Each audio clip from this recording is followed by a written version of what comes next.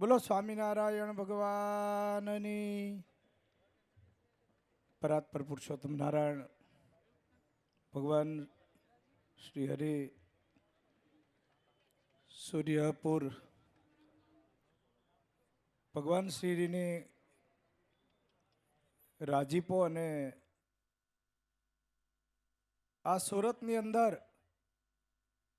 સુરતના ભક્તોને ભગવાને રાજી થઈ અને પોતાનું જે સ્વરૂપ આપ્યું છે એવા નારાયણ મુનિ દેવના સાનિધ્યમાં પરમ પૂજ્ય ધર્મ ધુરંધર વિદ્યમાન આચાર્ય મહારાજ શ્રી 1008 અજેન્દ્ર પ્રસાદજી મહારાજ તેમજ ભાવિ આચાર્ય લાલજી મહારાજ શ્રી નુગેન્દ્ર પ્રસાદજી મહારાજ તેમજ સમગ્ર ધર્મકુળનો રૂડા આશીર્વાદ જેના કારણે આજે સુરત શહેરને આંગણે ભવ્યાતિ ભવ્ય શાકોત્સવ થઈ રહ્યો હોય અને એની અંદર આપણને આટલા સંતોના દિવ્ય દર્શન થઈ રહ્યા હોય. પરમ પૂજ્ય લાલજી મહારાજ શ્રી હમણાં જ આપણને દર્શન અને આશીર્વાદનું સુખ આપવાના હોય અને આટલો સત્સંગ સમાજ જ્યારે ઉપસ્થિત થયો હોય ત્યારે ભક્તો ભગવાન શ્રી હરિ એમની કૃપા એમના આશીર્વાદ અને એમનો રાજીપો આપણી ઉપર છે એટલે આ બધું થાય છે. આજે થાય છે રે ભગવાનનો રાજીપો છે.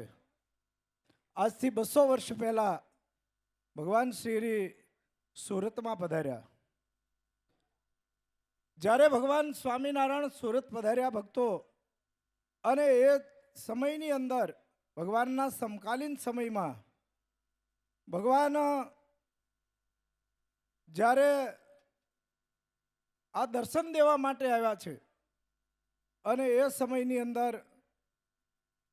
અહીંના જે ભાલચંદ્ર શેઠ આદિક જે ભક્તો એમની ભાવનાને પૂર્ણ કરવા માટે ભગવાન સ્વામિનારાયણ અહીંયા રોકાણા છે અને અહીંના સુરતના કોટવાળ એવા અર્દેશ્વરજી એમણે ભગવાનનું સન્માન સ્વાગત કર્યું છે. મહારાજની એમને ઓળખાણ થઈ. ભગવાન સ્વામિનારાયણ એમની ઉપર રાજી થયા અને રાજી થયા એટલે ભગવાન સ્વામિનારાયણે હૃદયનો રાજીપો દર્શાવી અને એમને અહીંયા પાઘ આપી છે.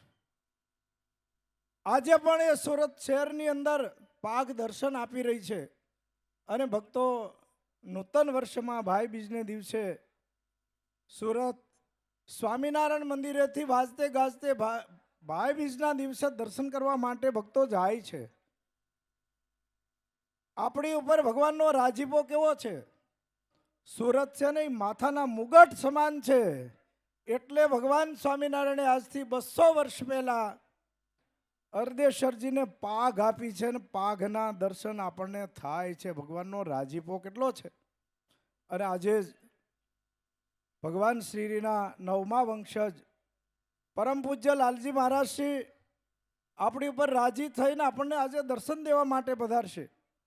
નિમિત્ત શાકોત્સવ છે ભક્તો. શાકોત્સવ એટલે ઉત્સવ તો ઘણા થાય, નાના મોટા ઉત્સવો થતા હોય. આજે શાકોત્સવ એની જે યાત્રા આખા દેશમાં વિચરણ કરે છે. પરમ પૂજ્ય ધર્મ ધુરંધર આચાર્ય મહારાજશ્રીએ વિચાર કર્યો કે લોયામાં શાકોત્સવ ભગવાન સ્વામિનારાયણે કર્યો એનો તો બધાય દિવ્ય લાભ લીધો, પણ ગામડે ગામડે અને શહેરોમાં ભક્તોને એના દર્શન થાય, એ શાકોત્સવની ઝાંખી થાય અને ગામડે સંતો જાય, કથા વાર્તાનો લાભ મળે, પરમ પૂજ્ય ધર્મકુળ એના દર્શન થાય. પહેલાં તો ભક્તો ગામડામાં છે ને મહારાષ્ટ્રના દર્શન થવા બહુ અશક્ય હતું. એ સમય એવો હતો કે વાહનનો જમાનો નહોતો. જેને દર્શન કરવા હોય ને મહિમા હોય એણે વડતાલ જવું પડે અને ત્યારે દર્શન થાય. પણ વડતાલ જવા માટે બધાની પાસે સમય ને સંજોગ નહોતા. આજે ધર્મકુળ અનેક રૂપે કરીને પરમ પૂજ્ય મહારાજશ્રી હોય, પરમ પૂજ્ય મોટા લાલજી મહારાજ હોય, નાના લાલજી મહારાજ હોય, બાળલાલજી બે હોય, પછી માતુશ્રી હોય અને બહેનો હોય, આ બધાય અલગ અલગ દર્શન દે ને તો 10 ઠેકાણે આજે સમય આપી શકે ને 10 સ્વરૂપે આપણને દર્શન થાય, આખા સમાજને વણી લે. એટલે આચાર્ય મહારાજે વિચાર કર્યો કે શાકોત્સવની યાત્રા આપણે આખા દેશમાં ફેરવી. દક્ષિણ વિભાગમાં તો દક્ષિણ વિભાગમાં વડતાલ, ગઢપુર, જુનાગઢ આ બધે યાત્રાઓનું આયોજન કર્યું. અને મહારાજશ્રીના આશીર્વાદ અને લાલજી મહારાજશ્રી એમની પ્રેરણા અને કાર્યની અંદર બધા સંતોએ રાત્રિ દિવસ મહેનત કરી. તો આજે આપણને એક વર્ષની અંદર એવો સમય મળે કે શાકોત્સવનો સમય આવે ત્યારે આપણે આ શાકોત્સવના દિવ્ય દર્શન કરવા માટે બધા પ્રાંતની અંદર હરિભક્તોની જેની માંગણી હોય, જેની પાસે ભગવાને 5 રૂપિયા આપ્યા હોય, જેની પાસે સંપત્તિ હોય, સમય હોય, એ શાકોત્સવ લખાવે છે. અને જ્યારે શાકોત્સવ લખાવે છે ત્યારે 5-25 ગામના હરિભક્તો ભેગા થાય છે. ભક્તો આ એક બહુ મોટું કાર્ય કર્યું છે. 5-15 ગામના હરિભક્તો એક ઠેકાણે ભેગા થાય એટલે એ ભક્તો છે એને એકાબીજાની ઓળખાણ થાય, એકાબીજામાં હેત થાય અને આખો સત્સંગ સમુદાય સાથે હેતના તાતણે બંધાઈને રહે. આજે પણ તમે જુઓ ને ગામડામાં તો જે ગામની અંદર હરિભક્તોનો સમુદાય હોય ત્યાં તો શાકોત્સવ થાય છે ભક્તો, પણ જે ગામની અંદર 5 હરિભક્તો હોય ત્યાંય થાય. અરે ભક્તો, એથી આગળ વધીને ઓળના સમયમાં આ યાત્રામાં પાલીતાણા પાસે મોખડકા ગામ, ભક્તો હું એટલા માટે નામ દઈને કહું છું કે આપણને એમાંથી પ્રેરણા મળે. એક હરિભગત શું કરી શકે? આ બધોય આશીર્વાદ પરમ પૂજ્ય આચાર્ય મહારાજનો છે. મોખડકા ગામની અંદર એક જ ભાયાણી પરિવાર, એક જ ઘર, અને એ એક ઘરે શાકોત્સવ લખાયો. પણ મનમાં એમ થાય કે હું તો ગામમાં એકલો છું. લાલજી મહારાજ કે તમે એકલા નથી, સત્સંગ સમુદાય તમારી સાથે છે ભક્તો. અને એ શૂરવીર હરિભક્તે શાકોત્સવ લખાયો. અને પરમ પૂજ્ય લાલજી મહારાજ શ્રી અને સંતો, અમારે પીપરલાના ગુરુ એવા સદગુરુ બ્રહ્મચારી સ્વામી જ્ઞાન પ્રકાશાનંદજી સ્વામી, પૂજ્ય કોઠારી સ્વામી, આ ગઢપુરના સંતો બધા ત્યાં પહોંચી ગયા. અને ભક્તો 2 વાગે પહોંચ્યા અને 5 વાગે તો 2000 માણસની રસોઈ તૈયાર થઈ ગઈ ને 2000 માણસ જમાડ્યું. એકલાએ 2000 માણસ. તમે જાન તો જમાડો, તમે વિવાહના ખર્ચ તો કરો, પણ આવો શાકોત્સવનો દિવ્ય લાભ મળે. સંતો પધાર્યા, સત્સંગ કર્યો, કથા વાર્તા થઈ. એક જ ઘર હતું લાલજી મહારાજ, એમના ઘરે સંતોનો ઉતારો અને લાલજી મહારાજનો ઉતારો અને પધરામણી ઉપર જતા આખો ખર્ચ શાકોત્સવનો એકલાએ કર્યો. આવા દિવ્ય લાભ મળે એટલે પરમ પૂજ્ય મહારાજશ્રીએ આજ્ઞા કરી અને આશીર્વાદ આપ્યા છે. આજે ગામડે ગામડે લાલજી મહારાજના હસ્તે જે લખાણાય શાકોત્સવ, તો માનો કે એમને સમય હોય, 7 દિવસનો સમય હોય તો 14 શાકોત્સવ થાય સવાર સાંજના. એ સિવાયના 14 બીજા લખાણા. ભક્તો, આજે શાકોત્સવની પરંપરા છે એ લોયામાંથી શરૂ થઈ છે અને એ પરમ પૂજ્ય આપણે લાલજી મહારાજના મુખેથી શ્રવણ કરવી છે. આ શાકોત્સવ એટલે નકરું ખાવાનું નથી. શાક તો તમે ઘરે બનાવો છો. સુરતવાળા નહીં કરતા હોય, એ તો ઊંધિયું બનાવે, આખા રીંગણાનું બનાવે. પણ શાકોત્સવની અંદર ભગવાન સ્વામિનારાયણે જે ઐશ્વર્ય બતાવ્યા છે, જે પોતાના સ્વરૂપનું જ્ઞાન આપ્યું છે, અત્રે સભામાં સંતો આવી રહ્યા છે. પરમ પૂજ્ય સદગુરુ શાસ્ત્રી સ્વામી સત્યપ્રકાશદાસજી એસપી સ્વામી, તેમજ અમારે લાડવીથી શાસ્ત્રી સ્વામી પ્રેમ સ્વરૂપદાસજી, ગોવિંદ સ્વામી અને સંતો મહંતો જ્યારે પધારતા હોય ત્યારે જોરદાર તાળીઓના નાદ સાથે આપણે એને વધાવીશું. એટલે ભક્તો, આપણને જે આ સત્સંગ મળ્યો છે અને જે આપણને આ મહાપુરુષો મળ્યા છે, પરમ પૂજ્ય લાલજી મહારાજ શ્રી, એ તો શાકોત્સવમાં ગામડે ગામડે ફરે સંતો બદલી જાય, લાલજી મહારાજ એના એ જ હોય.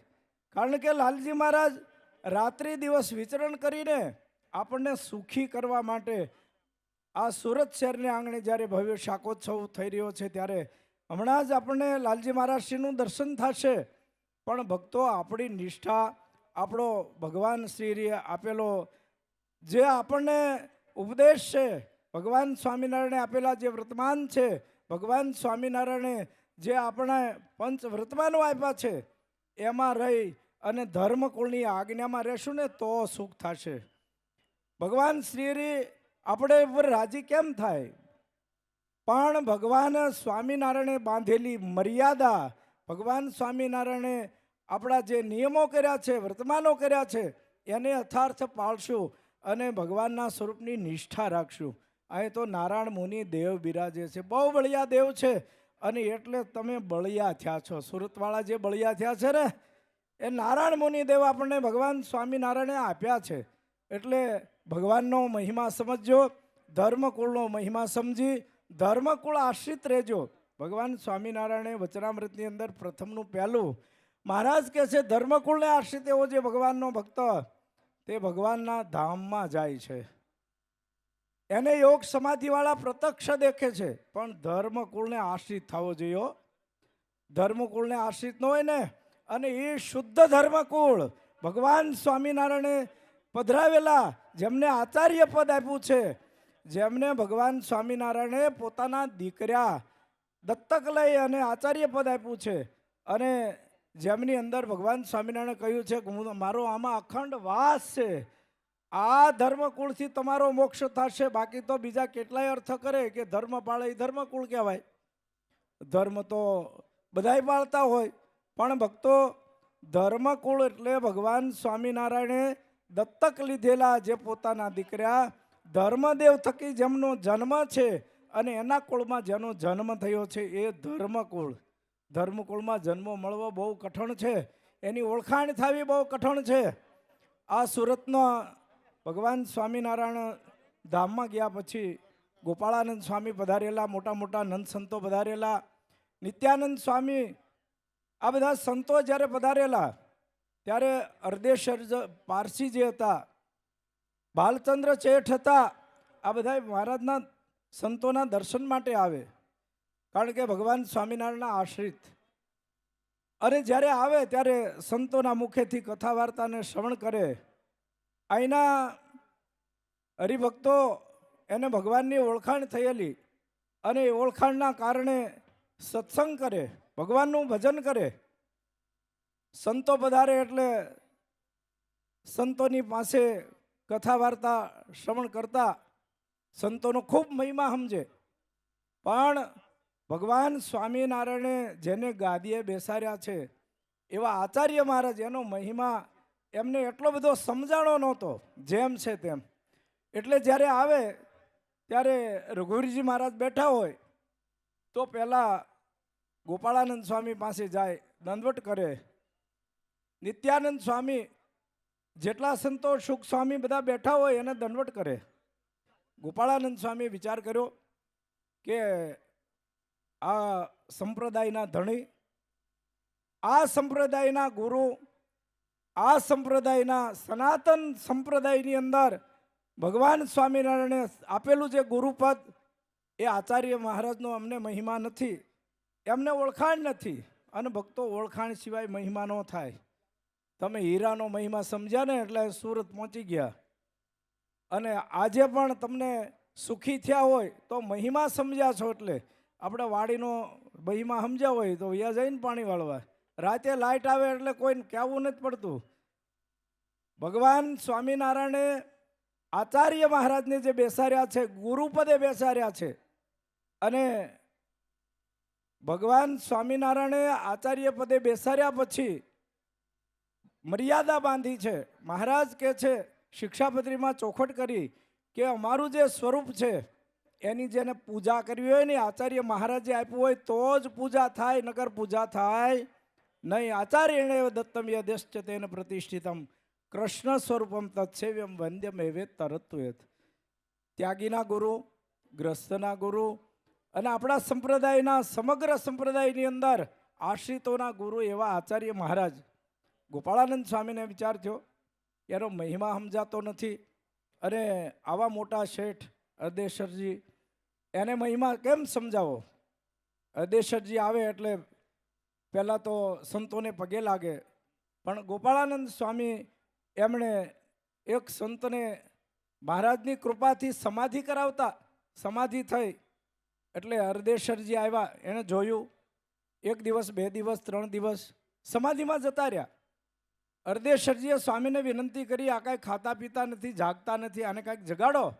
અને સભામાં ગોપાળાનંદ સ્વામીએ કીધું કે તો જગાડે અને સમાધિ કરાવે તો આચાર્ય મહારાજ કરાવી શકે.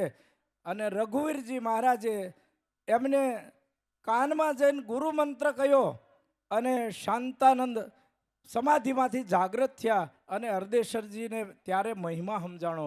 એટલે ભક્તો, મહારાજ શ્રીથી ધર્મકુળથી નજીક થશો તો આપણને મહિમા સમજાવશે.